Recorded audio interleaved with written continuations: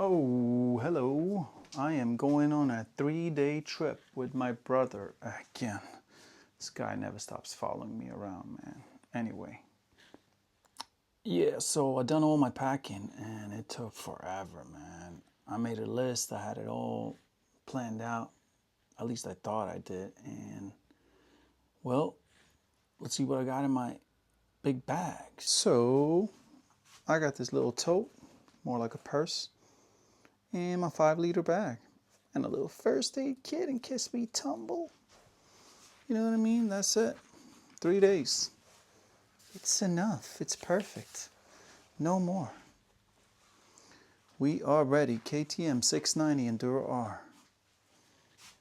You ready? I'm going to be shooting a lot of stuff, and hopefully everything we get will be top-notch entertainment. You know? I'm going to try my best.